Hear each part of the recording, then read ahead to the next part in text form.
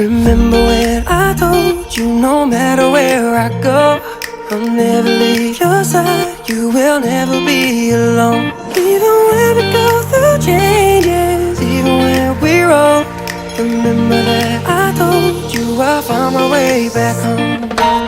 Kepada yang terhormat Bapak Udi Safruddin STME, selaku dosen pembimbing di mata kuliah PPKN ini, serta teman-teman yang saya banggakan. Di sini, saya Tiara Tamara, mewakili anggota kelompok 3 akan membahas mengenai hak dan kewajiban warga negara.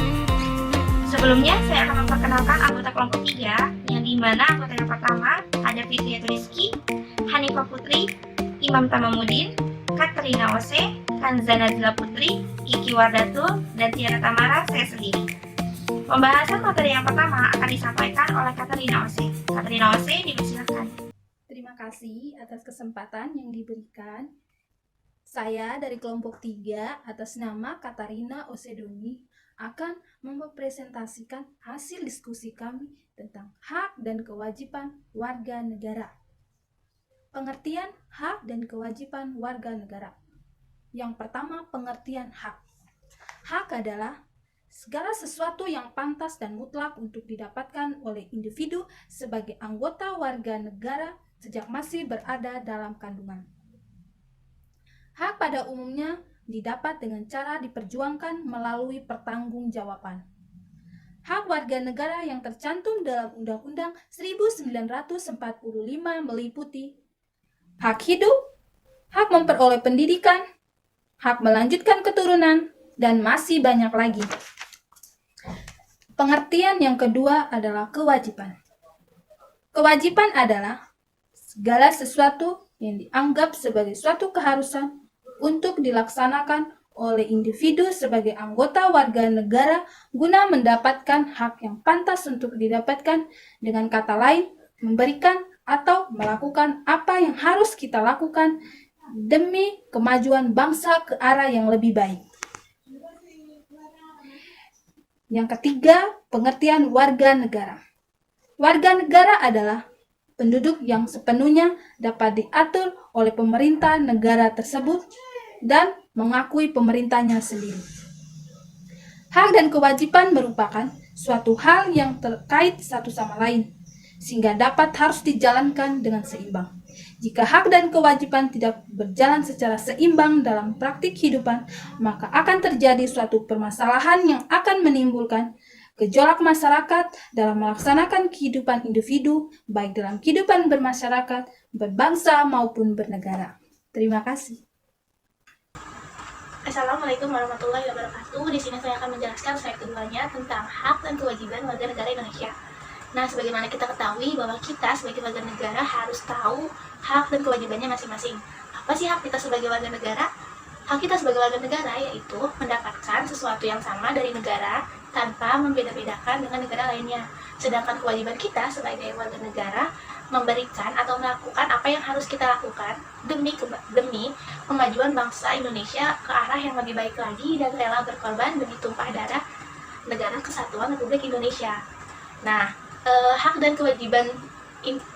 kewajiban merupakan sesuatu yang tidak dapat dipisahkan. Akan tetapi sering terjadi pertentangan apabila hak dan kewajibannya tidak seimbang. Nah, untuk mencapai keseimbangannya ini, kita sebagai warga negara harus tahu dulu posisi kita seperti apa. Sebagai warga negara, kita juga harus tahu dulu apa itu hak kita dan kewajiban kita. Bahkan, seorang pejabat atau pemerintah pun juga harus tahu hak dan kewajibannya masing-masing. Seperti yang sudah tercantum dalam hukum dan aturan-aturan yang ada, jika hak dan kewajibannya ini seimbang atau terpenuhi, maka masyarakat akan hidup sejahtera. Hak dan kewajiban di Indonesia tidak akan pernah seimbang apabila masyarakat tidak bergerak untuk merubahnya sendiri. Hak dan ini kita harus bangun dari mimpi buruk kita dan merubahnya untuk mendapatkan hak-hak dan tak lupa juga melaksanakan kewajiban kita sebagai warga negara Indonesia. Terima kasih. Perkenalkan, nama saya Kiki Wardatul Aziza, saya dari kelompok 3. Saya akan menjelaskan contoh hak warga negara. 1. Setiap warga negara berhak memeluk dan menjalankan agama yang mereka percayai. Di Indonesia, bukanlah negara yang menganut satu agama saja. Di Indonesia, ini ada berbagai macam agama dan kepercayaan. Di Tanah air ini diberi hak dan kebebasan untuk memeluk agama yang kita percayai seperti yang tertuang pada Undang-Undang 1945 Pasal 28E ayat 1. 2.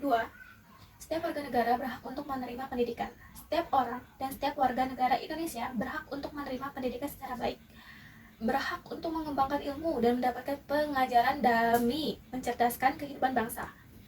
Hal ini sudah tertera jelas pada Undang-Undang 1945 Pasal 31 ayat 1 dan ayat 2.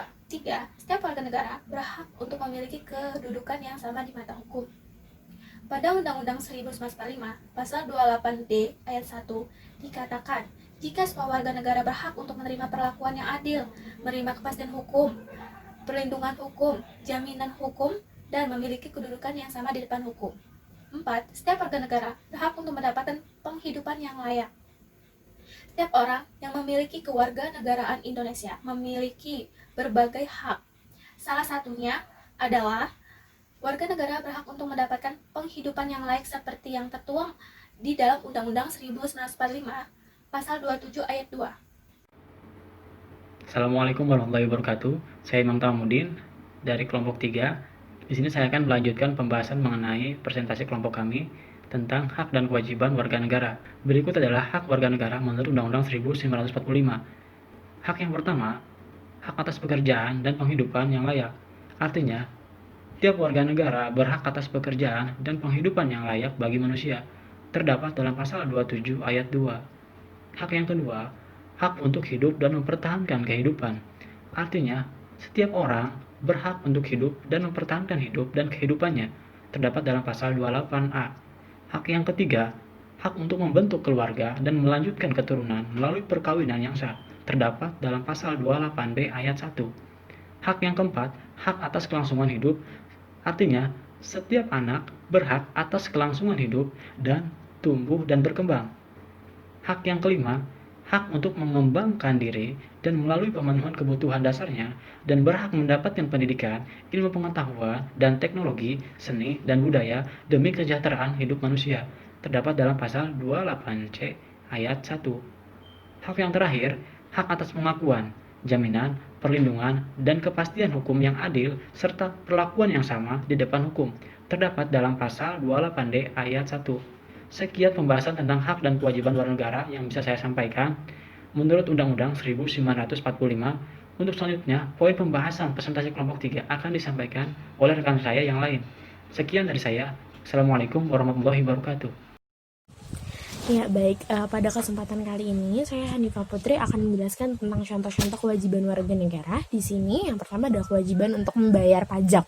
Kewajiban pertama kita pasti di sini adalah membayar pajak. Di sini jelas tertera pada Undang-Undang Dasar 1945 Pasal 23A, di mana warga negara di sini memiliki kewajiban untuk membayar pajak.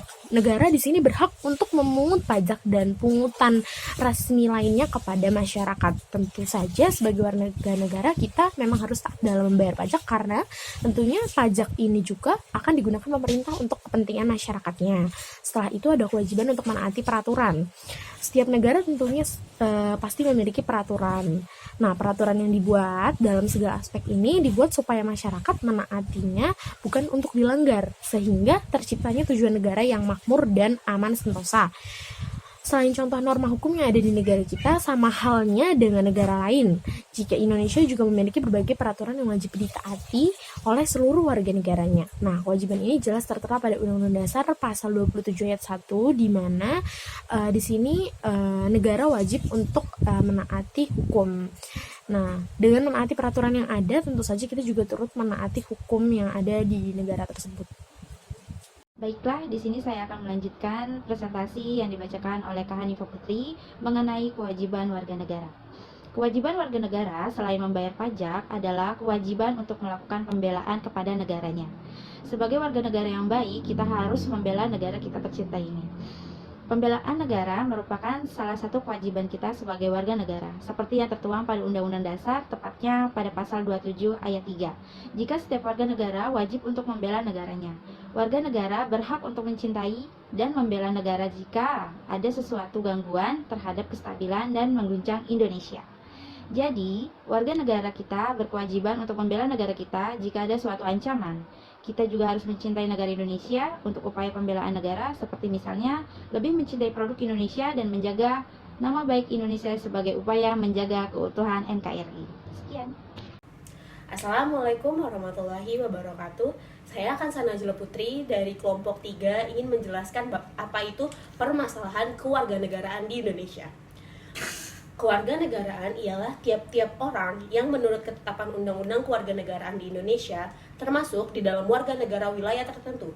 Hal demikian terpapar rinci dalam UUD pasal 26 bahwasannya yang dinyatakan sebagai warga negara adalah satu, yang menjadi warga negara ialah orang-orang bangsa asli dan orang-orang bangsa lain yang disahkan dengan undang-undang sebagai warga negara. Kedua, seorang dapat menjadi kewarganegaraan Indonesia karena faktor kelahiran, pengangkatan, dikabulkannya permohonan, perkawinan, turut ayah dan atau ibu. Setiap orang berdasarkan peraturan perundang-undangan atau berdasarkan perjanjian pemerintah RI dengan negara lain sebelum UU ini berlaku sudah menjadi warga negara Indonesia. Permasalahan kewarganegaraan dapat kita bagi menjadi dua bagian. Nah, yaitu yang pertama bipatride. Munculnya dua kewarganegaraan terjadi karena seorang ibu berasal dari negara yang menganut asas ius sanguinis melahirkan seorang anak di negara yang menganut asas ius soli. Nah, hal ini membuat kedua negara asal dan tempat kelahirannya itu memberikan kewarganegaraannya. Jadi dia punya dua kewarganegaraan. Dan untuk apatride, kasus di mana seorang anak tidak mempunyai kewarganegaraan.